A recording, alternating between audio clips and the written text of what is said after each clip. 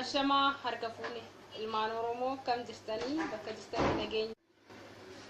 jirraa jirtu siniin jedhaa uummanni toorarra jiraattan mee sagaleen koo isinitti dhaga'amaa saba Oromoo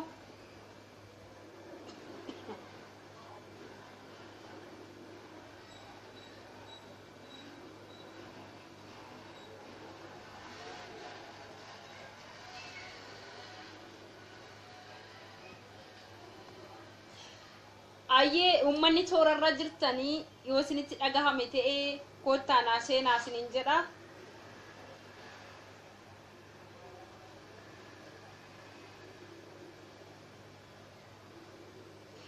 tole Oromoon alaa keessaa kaaba kibba bahaa dhiha yaani bakka hundatti ka argamtan jechuudha inni musliimaa kiristaanaa waaqeffataa yoo jiraate amantaa dabalataa akkam jirtu nagaa keessanii isa dhiiga kiyya of keessaa qabdan akkasuma kanan dhiiga koosin keessaa qabu jechuudha lafeef lafatu taakkanu akkasuma immoo dirriif dirreen keenyas tokkicha biyyeef biyyas waliin qabna dhiigni keenyalleen akkasuma tokko jechuudha Hasan Yusuf Ibrahim Mansuur ummanni baay'een hiriyoota kiyya asirra ka jirtanii kabajamtootaa fi jaallatamtoota feesbuukii koo jalatti argamtan hunda keessanuu baga nagaa annaa dhuftan isiniin jedha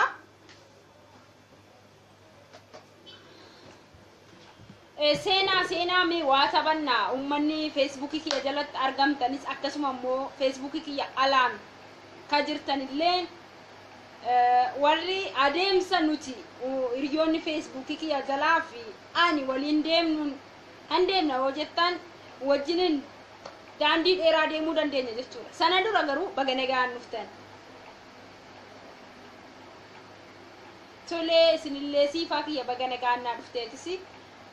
koottaa seenaadhaa akkuma aadaa sana akkam jirtu nagaa keessanii jenna sanan booda immoo kara walalootti tarraa jechuudha walaloo wayin sidii dubbisaafanii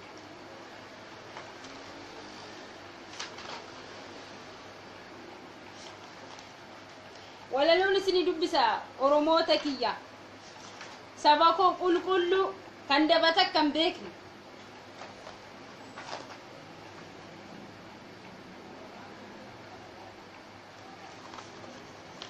masa koo baga nagaan dhuftee dinne gabrummaa hundi keessanuu baga nagaan dhuftanii warri immoo aadii nagaafattanii isiniin deebisne isiniifan deebisa amma feesbuukiin koo danda'e hundumaatti guunnaa jechuudha garuu karaa tokkorra deemna garuu immoo yaada tokko yaadna gandaan waliin qoonnu amantaa waliin ilaallu ati dhiiraa dhiisa warreen bilbilan kun warra yaadan waliin madaalleedha isaan bira tara boontuu baga nagaan dhufte baay'ee sin Ali yoo liibii kana dhaggeeffataa ni jirta ta'e dhiifama wajjiniin obbolaa kiyya wajjin naasaa jira ani biizidha amma boodarra kootu abbaan naaf falmuu maal jechuu barbaadde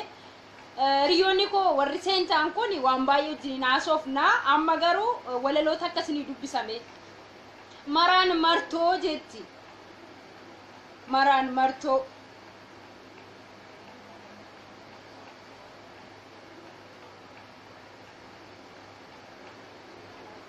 maraan martoo jetti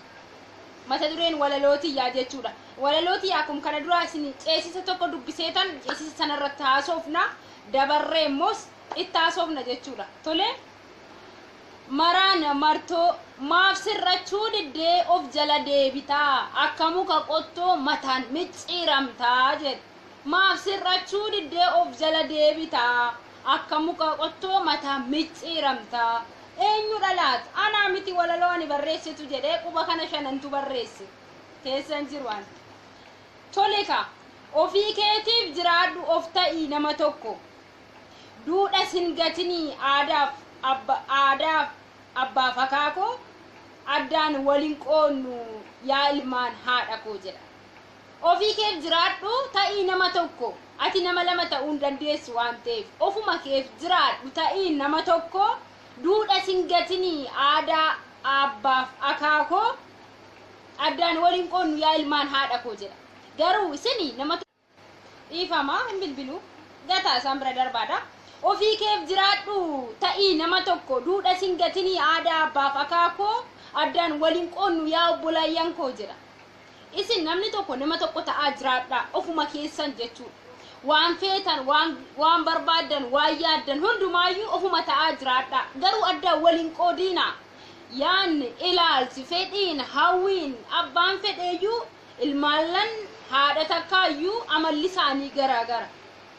garuu maaltu walitti isaan fida dhiiga haadha fi abbaa isaanii san kan wajjin dhalatan sattu hidda tokkorraa handhura tokkorraa sooratan waan ta'eef tokko isaan amma sittan isinii deebi'a maaliif qoqqoodamna osoo biyya qabnu naannoodhaan wal yaamna maaliif qoqqoodamna osoo biyya qabnu naannoodhaan wal yaamna ati ilma wallaggaati ati intala shawaati ati intala arsiiti ati intala eechati jimmaati gujiiti ilubbaaboori ma kana maaliif jennee naannoodhaan wal yaamna kana addunyaan beeku oromiyaa qabna jetti walalontiyya oromiyaa qabna maaliif naannoodhaan wal yaamna jedha nakomattus nakomadhu jedha kaatti darbe nakomattus nakomadhu annaannoodhaan siyyaamu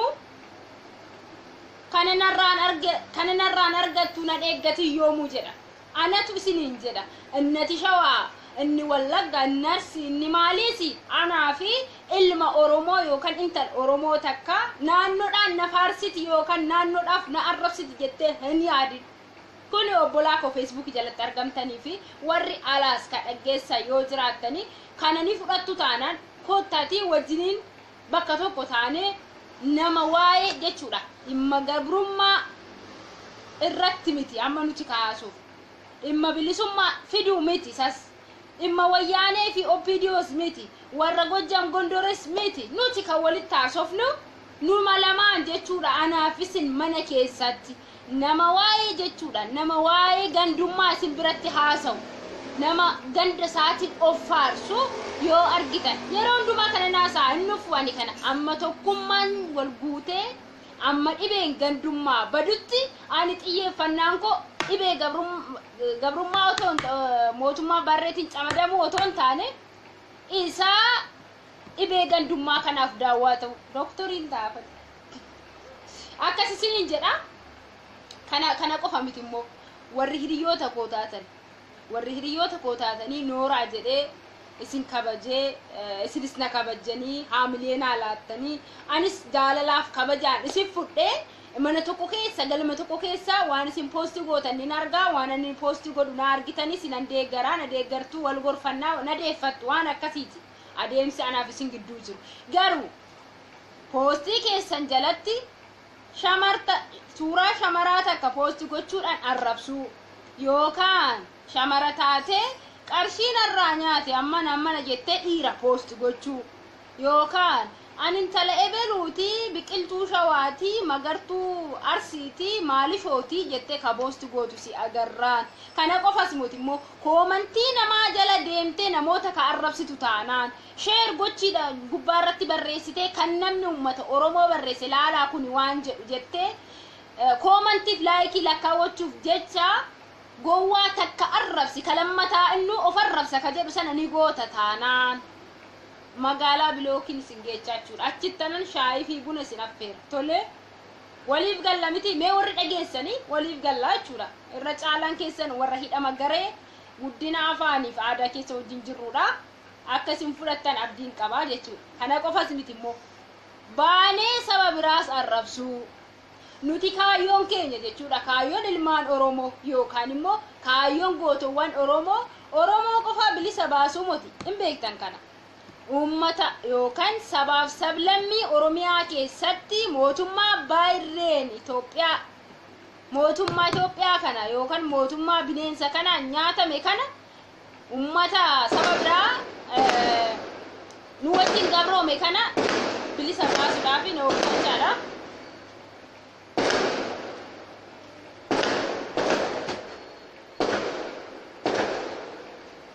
Tole dhiifama sagalee jeequmsaatu jira akkas isiniin jedha nuti saba kamuun arrabsinu saba kamuun jaallanna otoo jaallachuu baanne namicha kara deemu sana oromoon ol galchee midhaan nyaate fi bishaanoo baasee ofii isaatii siree irra bu'ee ilaa siree irraa gadi bu'eeti keessummaa mana isaa seeni sana gubbaarra baasee ciibse ofii isaatii uffata baasee xixuffise gaafa beela ba'u gaafa kan nyaate sana quufee namummaa isaa beeku isa kara deemaa sanii galaaseef yookaan senqee isa warri habashaa jedhu sana ol galaa yookaan yigbu isa warri habashaa jedhe sanaan simannaa saniin Oromoo gaallaa jedhe ani ka beeku saree qofatu nyaata irraa nyaate miilan dhahee cabsa isa kanaasumatti irra dabarra sanaafuu ni laate sanaafuu nu godhe Oromoon kanafaa godhaa gara toleessa ta'uusaa ni beekne jechuudha kuni hayyoon abboonni keenya naasaan nuti sablammii kamiifuu tola malee hammeenya hin qabnu har'as jechuudha nuti saba kamuu jibboo doon taane seera feera isaan baasan karoora isaan nuu toluu fakkeessanii dur jechuudha mililikiin dhufe harka muraa farma muraa akka Oromoon hin guddanneef hin jabaanne godhan tokko kana isa lammaffaa immoo harka jijjiirrachuudhaan jechuudha karasumaan naannaanii dhufanii bosona ilmaan Oromiyaa irra jiru qabsaa'otatu keessa jira jechuudhaan gubuu kana qofas miti immoo maastar pilaaniidha jedhanii qotee bulaa naannoo isaa qeessaarraa buqqisuu maastar pilaanii jechuun isaan guddina diinagdee saffisiisna waan akkasii jedhan kunis duguggaa sanyiiti kuni amma namatu sookan sabaaf sablammii isaan hojjate marto hojjate doon taane seera jechuudha seera feera isaaniiti isa lammaffaan inni biraa immoo isaan yoo dhufan waan nuu tolan fakkaataniiti miti waan nuu tolan wayii fakkaatan isa ittaanu maal godhanii akka dhaloonni qubee yookaan immoo seenaa dubbisanii seenarraa Oromoon maal akka ta'e kan amma gabroonfataa jiru kun immoo eenyu akka jedhanii hin barre afaan jijjiiruu jechuudha yeroo hundumaa karoora isaan baasaniiti malee kallattii nutti dhufan isaan qabeenyaan garuu numatti meeshaa ta'anii uummata keenyatti fayyadamuudhaan hayyummaa fi gamnummaa ka qabu saba Oromootti fayyadamuudhaan saba Oromoo irratti bituudhaan ka dalagaa jiran jechuudha amma isaanii umurii dheereffachuudha malee akka kufan waan beekaniif dhiifama waa'ee kanaa haasa'uudhaaf hin dhufne har'a waa'ee walii galuu keenyatti tokkoomuu qofaa jabaachuu qofaa nuti harka wal qabannee ka'uu qofa ammas taanaan jechuudha yeroo hunda walaloo sana isiniif dubbisaa ani hin jenne amma ba'aa ormaan lolaa dura koodeen manaa walii tole akkas isiniin jedhaa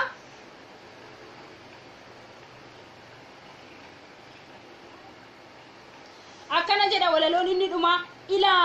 ilaayyuu dhagahiyaa lammi ija waaqaa duratti walin caalu namni jedha anis sin caalu atis nan caaltu uumama harka rabbiin kakalaqamne nuundi keenya yuun tokkicha jechuudha rabbiinis yookaan waaqni uuman keenya ija tokkichaan nu laala kan wal dabarsu nama jechuudha fakkeenyaaf nuyi harka waaqan badhaafamneet bosona bishaanii dirree gaarirraa seenaa gaarii ka qabnu Oromoo taane dhiiga qulqulluurraa dhalanne garuuyyuu namaan hiyyoomne jechuudha namatu nu hiyyoomse gaafa duu hundumtuu qullaadhuma isaa dhalate qulluma isaa du'a beektan kana qulluma isaa awwaalamaa jechuudha namni qabeenya isaa fudhatee deemuu jiru tolee akkasanii asuma irrattan cufaa amma waa'ee hirmaattota na wajjin hirmaannu wal jajjabeessuu irratti yoo tokko dogoggore baastanii gubbaarratti sheer gochuudhaan namichi kun okan intallituun waan goote laala kana taajabbii gabaa addunyaarraa kan idil addunyaa kanatti Facebook kanatti fayyadama taajabbii mana keessa oolu ilaalatuma waan sana yoo isin hin taane ta'ee dallansuurraa qabdu yoo ta'e namicha sana yookaan biloo qofirraa godhi yookaan ilaalinaan dhaggeeffatinaa bira darbaa isin hin jedhu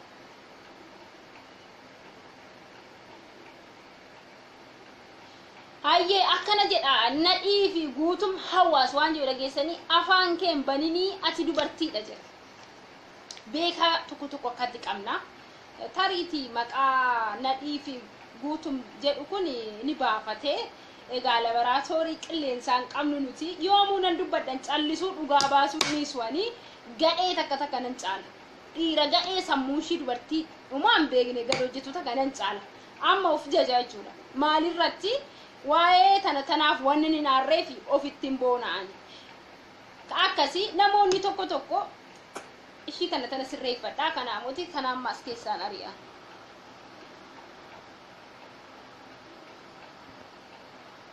okay xumurreerra jechuudha ani namoota akkasiin qabu hiriyoonni kun na jala nama arrabsuun beekanii kun waan ta'een baatamee dhufe qilleensa waan isaa dhiisaa isiniin jedha ayyaantu yoomuu dubbachuun niistu dubartiidha waan dubartummaa maan balleesse dubartiidha ammallee dubartummaa kootti nan boonaa dubartii ta'uun koo haadha ta'uu kooti dubartii ta'uun koo obboleettii ta'uu kooti dubartii ta'uun koo haadha manaa ta'uu kooti dubartii ta'uun koo waan hunda ta'uu kooti na boonsaana dubartummaa ta'uun koo dubbachuu nan dhorku dhaga'uu nan dhorku omaa wanta dhiira jedhameef saalatu gargar nu baasa malee harka rabbiin uumame harka waaqaan uumame anis namaa jechuudha ji'a sagaliin dhalate dhiirrisi anis ji'a sagaliinan dhaladhe ammas dhaamsana ni shamarraniif qabu mudhii keessan hidhattanii bahuu dandeessu jechuudha nu malee dhiirri socho'uu hin danda'us nuti dhiira malee socho'uu hin dandeenyu kuni kalaqa uuman rabbi uume jechuudha haadhaaf abbaadha jechuudha waa biraa miti kara biraatti ni hiikkatina sammuu keessan gamnoomsaa beekaa yookaan hayyuu ta'uu filadhaa jechuudha akkasii warri waan gadhaantuu dubbattan warra gadhaanadha jechuudha warri jalqabumaa warri nama arrabsu warri maal jedhu kuni warra maal jedhu gowwaa jechuudha gowwaan umaan beeku jechuudha itti fakkaate isaa beekumsa ta'e garuu namichi sun gowwaadha jechuudha hin barataa rakkoon qabu annama arrabsu kunis gorsuu hin deebi'e waan sanii isin garuu hiriyoonni koo kana jala dhibee gandummaa akka hin qabne abdiin qaba namni tokko dhibee gandummaa akka hin qabne abdii guutuun qaba jechuudha galatoomaa horaa bulaa isinan jaaladha akkasii galatoomaadha ayyee borus nan dhufa iftaanis yeroo hundumaan deebi'aa asuman jira jechuudha nama jibbisiisa miti dubartii ta'ee yoon bahee dubbadhu kana kun jechamni kun qaataafe kana jecha kana otoo maazarii kiyyatti himtanii isiniin dhageechu maal isiniin jettu nu keenyaan tolle isiniin jettu kan godatti guddanne isiniin jettu har'a wanti sun hin jiru nuti eenyumtu shamarran jechuudha goda keessa taa'uun ukkaamamuun garaatti dhukkubsachuun hin jiru isaati dhaltoonis hidhadhee nan ba'a isaati dubbattoonis nan dubbadha arraban qabaa bar ji'aan hin dhalanne ji'a takkaan hin dhalanne anis juuma sagaliin hin dhaladhe akkasuma gudeedaan hin dhaladhe anis xiqqaalaa miti naman saba kiyyaa dhukkubsadhu dhiiga kiyyaa butamuudha jechuudha gabaabumatti akkasi waan sa'i walaloon isinii dabale dheetanii yeroo biraa isinii dubbisaa ammaaf kanumaa galatoomaa horaa bulaan isiniin jedha hedduun isin jaaladha onnee koo keessa jirtu warri jaalala sabaa beektanii shamarran dhaamsa dhumarratti kan warri shamarranii baa hundi keessanuu dubbadha maal jettu beektu anis oromoodha anis intala oromooti jedha aadaan beeka safuun beeka dhimma waa'ee saba kiyyaa nan beeka jedha ayyee baga nagaan dhuftan isin hundureef warri seentan kun gaa booda dhaggeeffattanii amma bahuu bira jira kanaaf shamarran baati dubbadhaadha humtuu isin warra sirraa haasa'u kun warra aarene maaliif sammuu isaanirra waan qabdaniif jechuudha hin dubbatin ati dubartiidha ka jedhu kun inni immoo dubartii sammuu dubartii gadi sana waan qabuufi kun isinitti hin dhagaamin jechuudha amma namichi kun akkana jedheedha fayyaantuun mana dhooltu boru kaate banattee liivii irratti shama harka fuunee jetti argitanii akkasii jechuudha homtuu nan deebisuu jechuudha waa gochii waan dadhabe nama lamaa sadii shamarran kakaasurran jira yoo shamarran jechuudha keessattuu shamarran biyya Beeruut kana keessa jiraatan dhuguma isiniin jedha gootota baay'ee oomishuutti jirra nuti goota baay'ee oomishuutti jirra wal taane jechuudha shamarran kamuu eenyu gadi miti biyyoota biraa irraas ka'a dammaqaatii dubbadha dhiironni gariin xixiqqoon keessanii isi keessa seentanii qilleensa jaalala qilleensaan baatamtanii deemuu qofa jechuudha warri nama arrabsu kun fakkeenyaaf warri na arrabsitan kun dhimma biraan ayyaatuutti waan haasu anamma maal isiniin jedhee isin ibsa miseejarii keessan iyyaa oolanii lubbuu bareedduu maali jedhanii asirraan suni waan dhuunfate asirraan dhufanii immoo gaafan dubbadhu waan jalaa deebisuu dideef asirratti jedhe kun iddoo kabajaaf kabajamtoonni jaarsaaf jaartiin hayyoon adda addaatti argamanidha malee bakka itti waan hin taane haganii miti waan taane itti argatan miti akkasiin jedha baay'een isin jaalladha jabaadhaa waa hundaafu in taa'inaa jechuudha. Akkasii horaa bulaa jedha. Annanya dagaru biddeena garbuunaan dachaasin malee biddeena garbuunaan dachaasin malee ani ofiisin tuquu ati tuttuqxee toonan kaasin malee ati tuttuqxee toonan kaasin malee jetti dirribee gadaattu jedha dubartiidha kaa ishiinis akkuma koo kanaafi bakka ishii sana ga'uufan deemaanis kaadhee jechuudha. Nagaa fayyaataa jiraadhaa siniin jedha horaa bulaa.